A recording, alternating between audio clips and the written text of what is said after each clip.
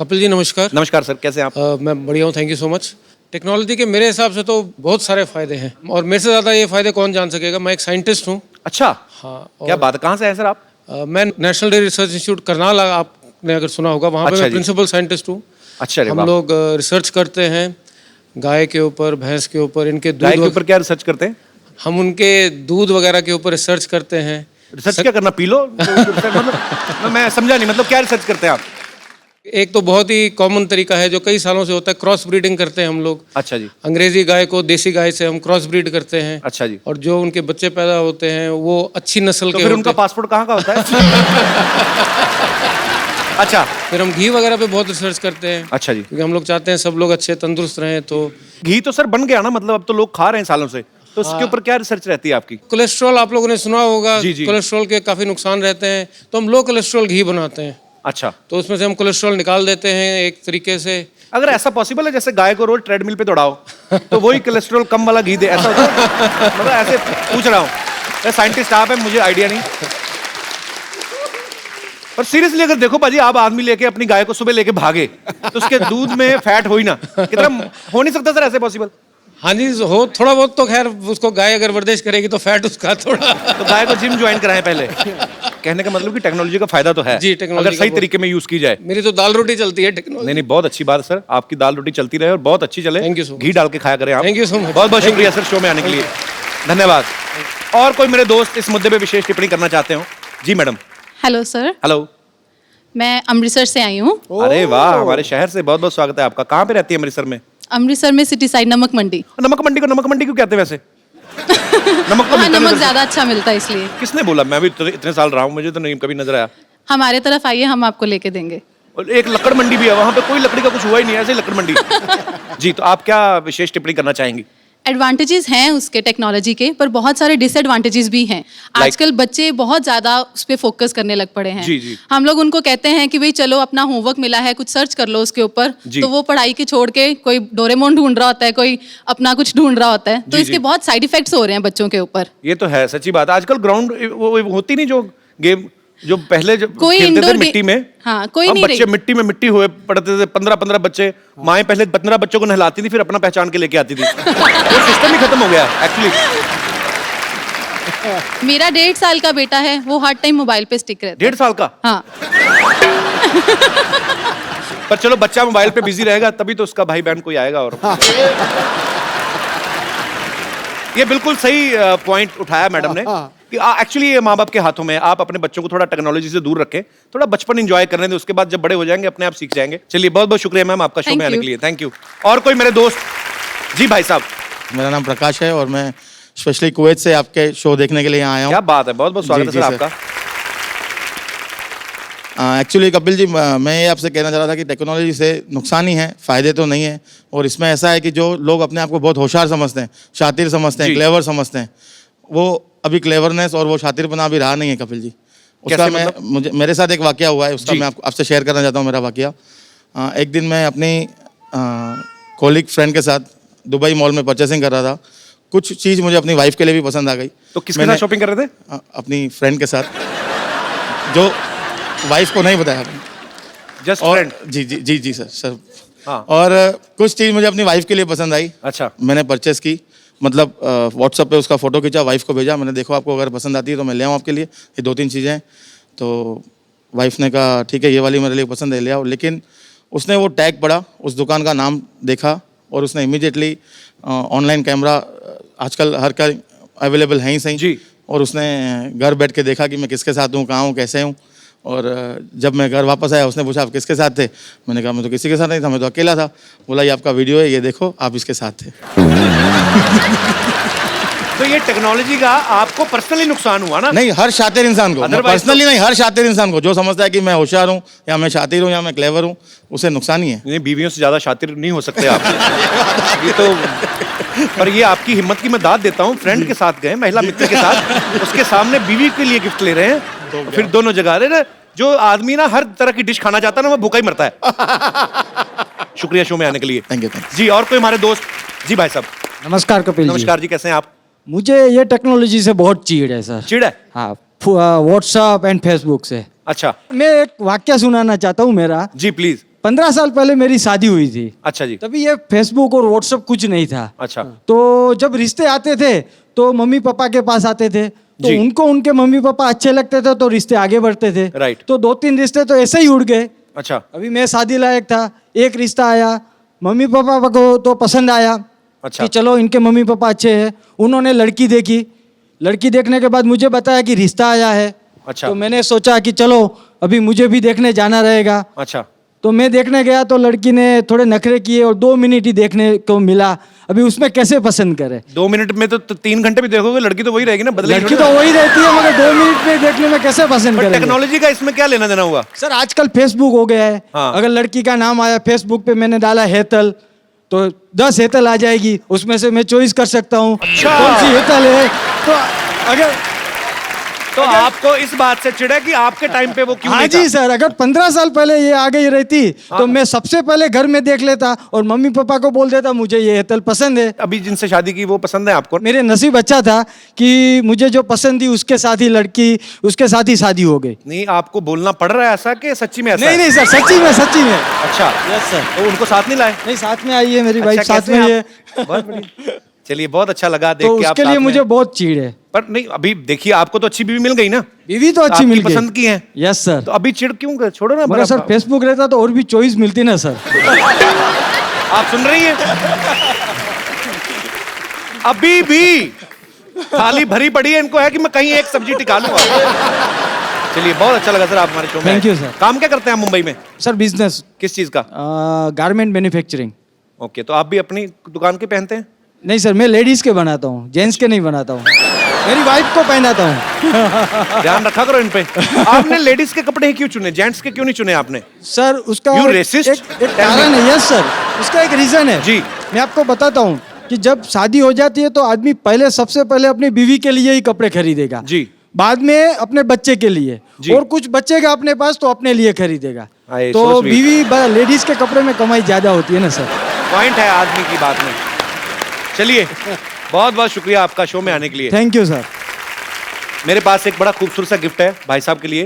भाई साहब, आपको बड़ी प्रॉब्लम है, उस समय में ये नहीं होता था, वो नहीं होता था। मैं आपको एक फोन दे रहा हूँ, बड़ा खूबसूरत मोबाइल है, इसमें सब कुछ है।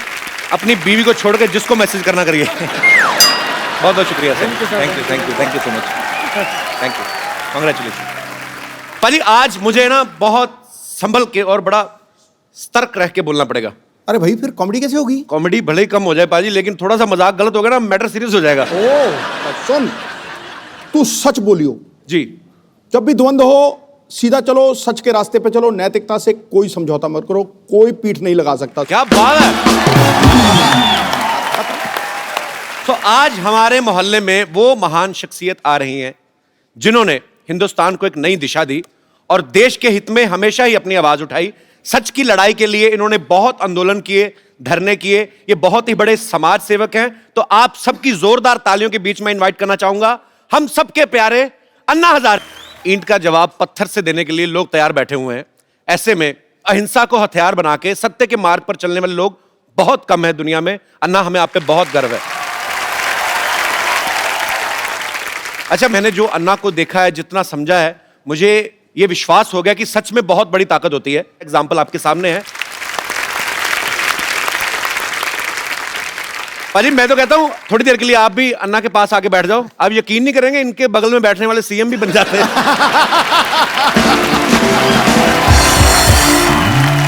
मेरा दिल कर रहा है कि मैं थोड़ी देर बैठा रहूं, चुपचाप अन्ना को देखता रहूं।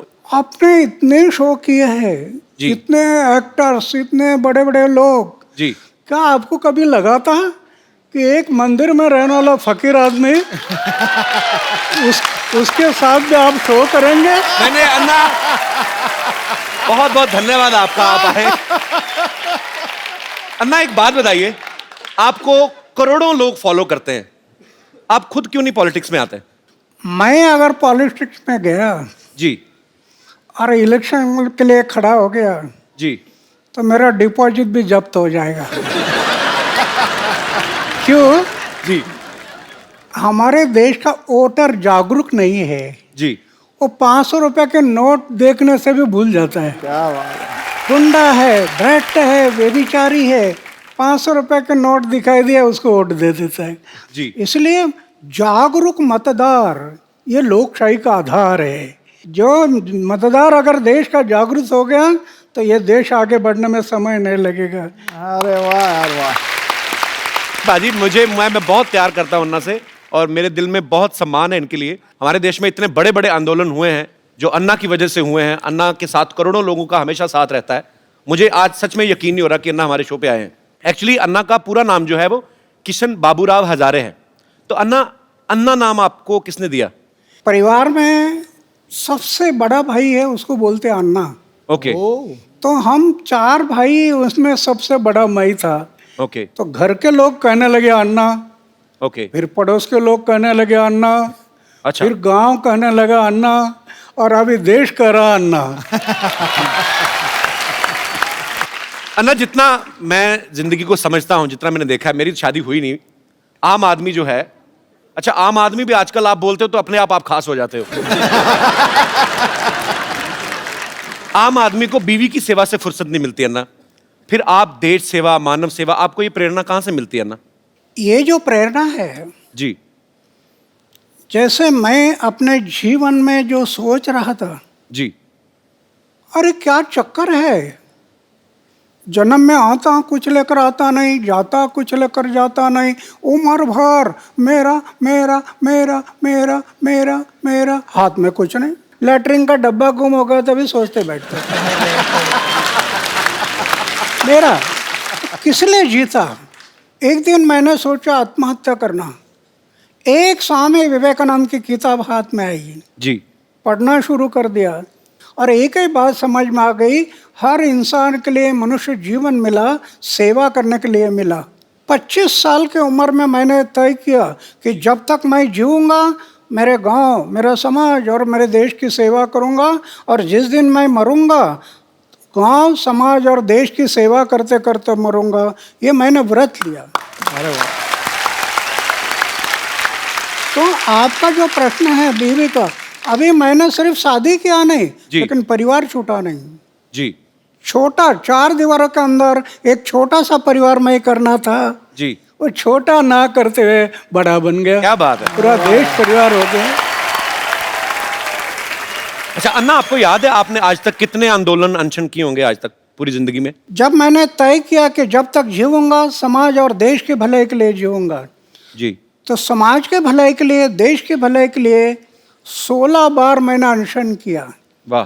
राइट टू इन्फॉर्मेशन, ये कानून जो बना पहले हमने बनाया, वो क्या बात है। राइट टू इन्फॉर्मेशन पूरे देश में अभी लागू हो गया, गरीब लोगों को न्याय मिलने लगा। जी ऐसे महाराष्ट्र में 8 कानून बनाए।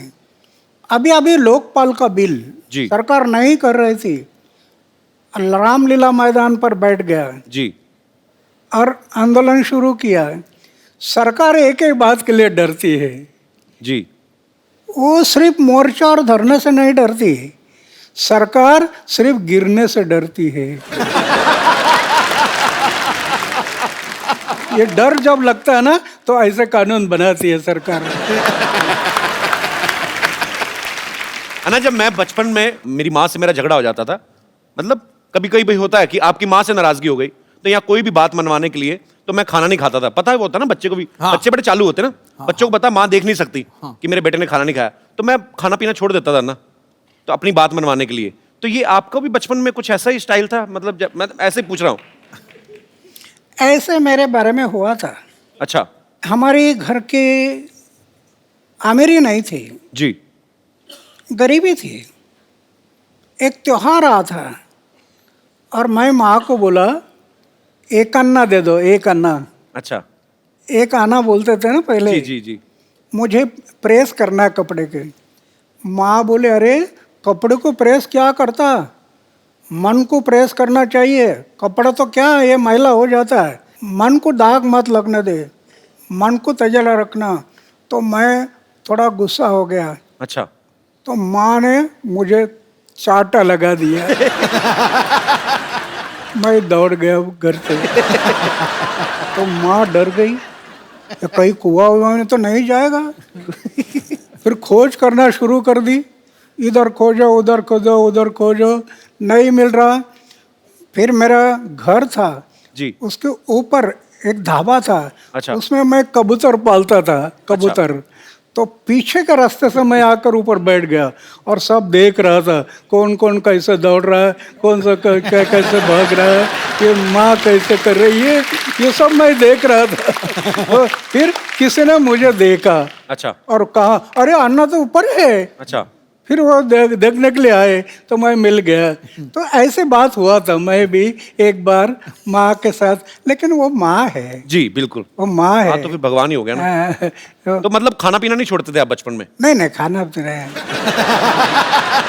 खाना तो छोड़ता था समाज के भले के लिए। जब अनशन पर बैठता था जी। तब खाना छोड़ता था। क्या बात है। हर इंसान की अपने दिल और दिमाग के बीच लड़ाई चलती है। अन्ना के दिल और पेट के बीच लड़ाई चढ़ती है। पेट को जैसे ही पता चलता ना कि दिल ने ये डिसीजन लिया है कि मुझे अनशन करना है, पेट को टेंशन हो जाती है कि अब मैं भूखा रहूंगा, क्योंकि दिल ने तो डिसीजन ले लिया। तो अन्ना, इतने इतने दिन, कई कई दिन तक आप खाना नहीं खाते हो, तो कैसे आप, कौन सी शक्ति जो आपको ऊर्जा देती है? समाज और देश के भले के लिए मरने की तैयारी रख दिया ना जी। तो दिन गिनने की जरूरत नहीं। वाह। अच्छा ना, मैंने खुद टीवी पे देखा है, करोड़ों लोग सड़कों पे आ गए थे जब अन्ना का 4 साल पहले आंदोलन शुरू हुआ था। अन्ना, जब लोग आपके साथ जुड़ते हैं तो फिर जो लोग चाहते हैं, कुछ ऐसे भी होते हैं मेरे जैसे कि भूख लग गई अब क्या करें, तो बीच में आधे घंटे के लिए गायब नहीं होते लोग, मतलब मैं ऐसे पूछ रहा हूँ कि वो आपके हौसले की वजह से टिके रहते हैं एक्चुअली। हाँ। नहीं, मैं तो ये जो अनशन करते हैं ना, जी वो सही अनशन नहीं, वो तो दिखाने के लिए अनशन होता है, जी। इसलिए बीच में गायब हो जाते हैं। मैं कभी अनशन पर बैठ जाता है, जी कोई भी बात का मैं पीछा करता हूँ, जी। और जब आखिरी समय आता तो फिर करेंगे या मरेंगे, इस इरादे से बैठ जाता है। वाह। जब मैं बैठ जाता हूँ तो मेरी ऐसी धारणा है, अरे हार्ट अटैक आकर लोग मरते हैं ना, हार्ट अटैक कर, हम पढ़ते हैं ना अखबार में, जी। रात को 10 बजे तक गप्पे लड़ाई और सवेरे चाय पीने के लिए उठाए नहीं। मेरी ऐसी धारणा है, जी हार्ट अटैक आकर मृत्यु आना, जी। इसके बजाय समाज और देश की सेवा करते करते मृत्यु आ गया तो ये मेरा सौभाग्य है। क्या बात है। अच्छा अन्ना, आप 4 भाई हैं, जैसे नॉर्मल परिवार में होता है कि जैसे एक दुकान है पिताजी की, तो एक भाई अगर बीमार है तो दूसरा जाके दुकान पे बैठ गया। ऐसा कभी हुआ है कि आपको समय ना लगा और दूसरा भाई जाके अनशन पे बैठ गया हो? आई मीन, आपकी फैमिली की तरफ से भी सपोर्ट होता था आपको हमेशा? नहीं, अभी क्या है कि मेरा एक भाई बैंक में है, अच्छा जी। वो उधर ही रहता है। अच्छा दूसरा कोऑपरेटिव डिपार्टमेंट में एक है, अच्छा वो भी उधर ही रहता है। अच्छा। और तीसरा है, वो पड़ोस का गांव है, जी। वहाँ उसका लड़का सर्विस में है, उधर रहता है। और एक भाई है, वो खेती पर है गांव में। ओके। अभी मैं तो 45 साल हो गया घर में गया नहीं। जी। मेरे भाई के बच्चों का नाम क्या है मुझे पता नहीं अभी तक। ये आपको यकीन नहीं होगा जी। करोड़ रुपए की योजना अपनाई, करोड़ रुपए की, बैंक बैलेंस नहीं। वाह।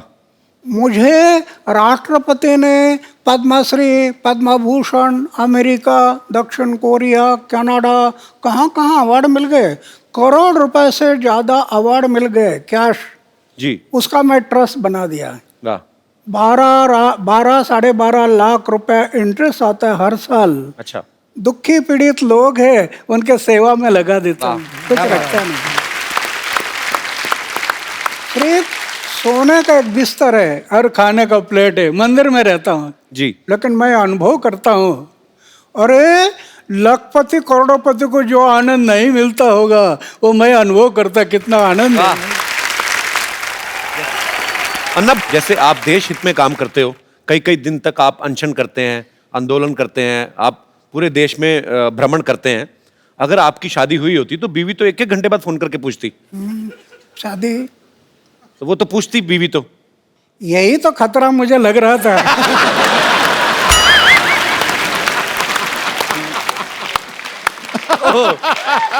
और इसके कारण मैंने तय किया कि शादी नहीं करना। और दूसरी बात यह है 79 ईयर के इस उम्र में जी। बैचलर रहते हुए भी इतना भी दाग नहीं जीवन में, इतना भी। वाह, क्या बात है। ये भगवान की कृपा है। अगर दाग लग जाता मेरे जीवन में तो इन लोगों ने मुझे तोड़ मोड़ देना था। वाह। आज कुछ नहीं कर सकते, कुछ नहीं कर सकते। अन्ना, एक बात और जहन में आती है। मैं बच्चा हूं, आपने पूरी दुनिया देखी है। जैसे मैंने भी अन्ना अभी शादी नहीं की, मतलब करनी है मुझे। करना है? हाँ, करनी है। मेरा दिल करता है। ओ, पर मैं जी, मेरे जैसा रहना तलवार के धार पर चलने से कठिन है। ये तो है। बहुत, ये मन बड़ा चंचल है, कब धोखा देगा पता नहीं। सही बात है। अच्छा ना, लेकिन हमारा जो समाज है, जैसे आपने निर्णय लिया कि मुझे शादी नहीं करनी है, लेकिन रिश्तेदार जो होते हैं ऊपर से ज्यादा प्रेशर करते हैं, तो आपके रिश्तेदारों से कैसे बचे फिर आप? बहुत हुआ। अच्छा। माँ एक लड़की अल्लाह कराते हैं दिखाने के लिए। अच्छा। मैं बोलता ये पसंद नहीं है। अच्छा, दूसरे आया, पसंद नहीं है। मतलब देख लेते थे आप? रिश्तेदार भी कई लड़की दिखाने के लेकर आते हैं। अच्छा। मैं बोलता पसंद नहीं है। ये लोग सब कहने लगे इसके दिमाग पर कोई असर हो गया। अच्छा। ये पागल हो गया। वो उस टाइम पर उन्होंने मुझे पागल में निकाला, ये मेरे लिए अच्छा हो गया।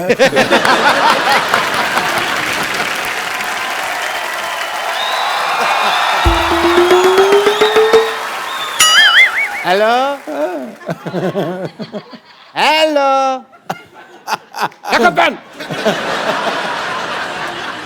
अरे what A patriotic day. Anna Hazare साहब आए हुए हैं। सर नमस्कार। माई सेल्फ डॉक्टर मशहूर गुलाटी, MKNJ। MKNJ मतलब? मैंने कहा जी नमस्ते, दिख नहीं रहा, कर भी रहा हूँ, फिर भी पूछ रहे हो यार। ओके अन्ना जी, आप अहिंसा के पुजारी हैं। बैठिए डॉक्टर साहब, इधर आइए। आज वैसे नहीं बिठा रहे? नहीं नहीं, क्यों? अन्ना के सामने बदतमीजी नहीं करनी, बैठिए। इतनी इज्जत आज तक इस आदमी ने मुझे नहीं दी।